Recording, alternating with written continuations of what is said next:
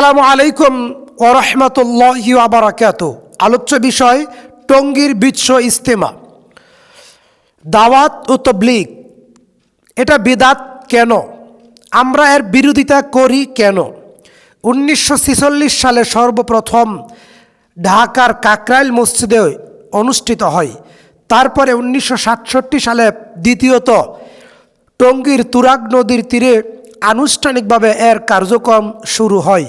টঙ্গীর বিশ্ব ইজতেমা হজরত মাওলানা ইলিয়াস কান্দলবি রহমতুল্লাহি আলাইহের স্বপ্নে পাওয়া, স্বপ্নে ধারণ করা টঙ্গীর বিশ্ব ইজতেমা। টঙ্গীর বিশ্ব ইজতেমায় বিদআত হয়।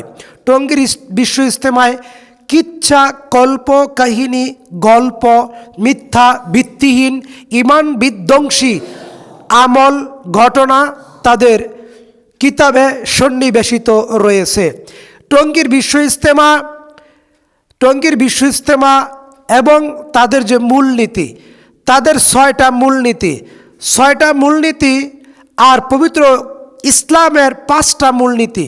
টঙ্গী বিশ্ব ইজতেমার 6টা মূলনীতি হলো: 1 নম্বরে কালেমা, 2 নম্বরে নামাজ, 3 নম্বরে ইলম, 4 নম্বরে জিকির, 5 নম্বরে একরামুল মুসলিমিন, সহি নিয়ত, দাওয়াত এবং তাবলীগ।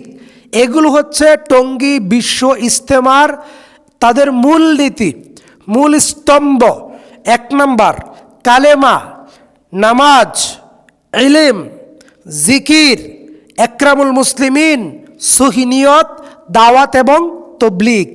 পাশাপাশি ইসলামের মূলনীতি, ইসলামের মূল স্তম্ভ সহিহ বুখারী হাদিস নম্বর 8, বুনিয়াল ইসলাম আলা খামসিন। ইসলামের 5টা স্তম্ভ: 1 ঈমান, 2 নামাজ, 3 যাকাত, 4 হজ, 5 ফরজ সিয়াম পালন করা। তাহলে ইসলামের যেটা আল্লাহ নাজিল করলেন সেটার মূল ভিত্তি 5টা।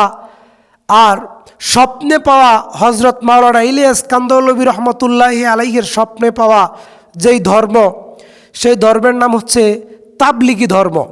কি ধর্ম? তাবলিগি ধর্ম। এই ধর্মের সূচনা বাংলাদেশে 1946 সালে চালু হয়। এই ধর্মের খোদা, এই ইলিয়াসি তাবলিগ ধর্মের খোদা, স্রষ্টা, রব, বিধানদাতা, এই ধর্ম প্রণেতা হজরত মাওলানা ইলিয়াস কান্দলবি। আর ইসলাম ধর্মের প্রণেতা, স্রষ্টা স্বয়ং আল্লাহ রাব্বুল আলামিন, সুবহানাল্লাহ। কাজেই টঙ্গীর ইজতেমা কেন বিদআত? এই দেশের বড় বড় উলামায়ে কেরাম, ডক্টর মিজানুর রহমান আজহারী এবং আরও বড় বড় বেদাতপন্থী উলামায়ে কেরামও বাংলাদেশের সাধারণ প্রাণপ্রিয়, ইসলাম প্রিয়, নিরক্ষর মুসলিমদেরকে টঙ্গীর ইজতেমায় যাওয়ার জন্য উৎসাহিত প্রদান করে।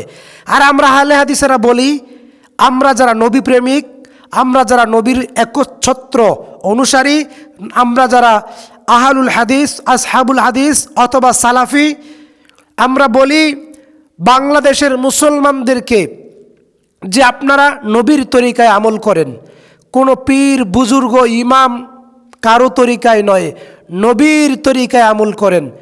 নবীর তরিকার সাথে এই টঙ্গীর ইজতেমার অনেক পার্থক্য রয়েছে। যেমন 7 দিন, 3 দিন, 40 দিন, 120 দিন চিল্লাতে যাওয়া, তাদের ফাজাইলে দুরুদ, ফাজাইলে আমল, ফাজাইলে সাদাকাত, ফাজাইলে বয়ান ইত্যাদি আমল করা।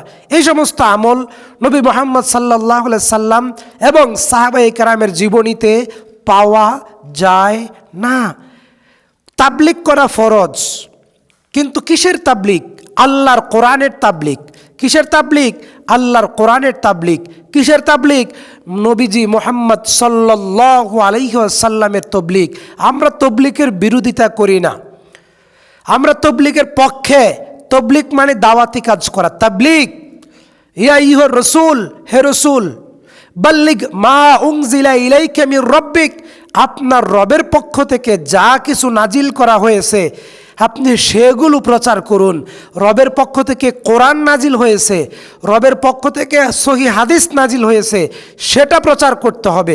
টঙ্গীর ইজতেমা ময়দানের টঙ্গীর যে ধর্ম, তাবলিগি জামাত ধর্ম, এই ধর্ম আল্লাহর পক্ষ থেকে নাজিল করা হয় নাই।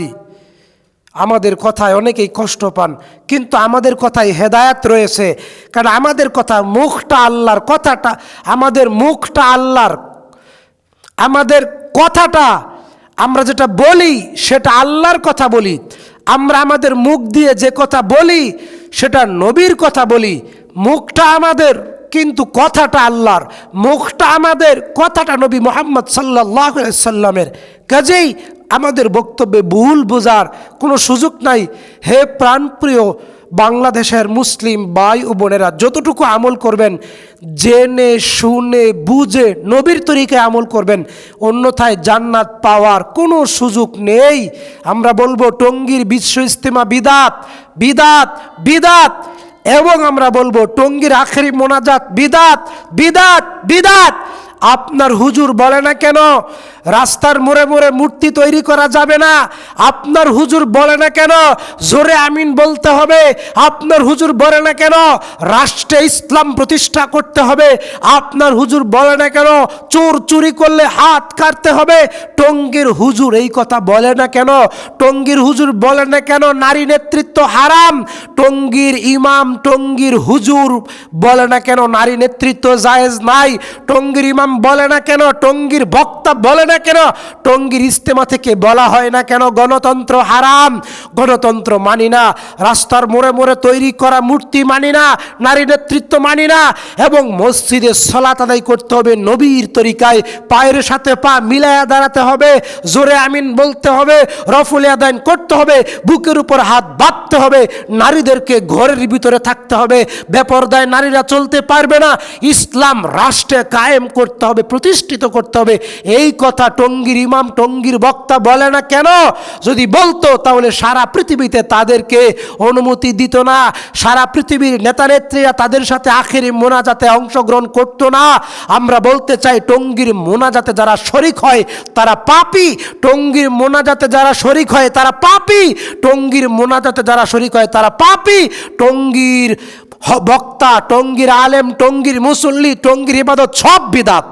আসসালামু আলাইকুম ওয়া রাহমাতুল্লাহি ওয়া বারাকাতুহু।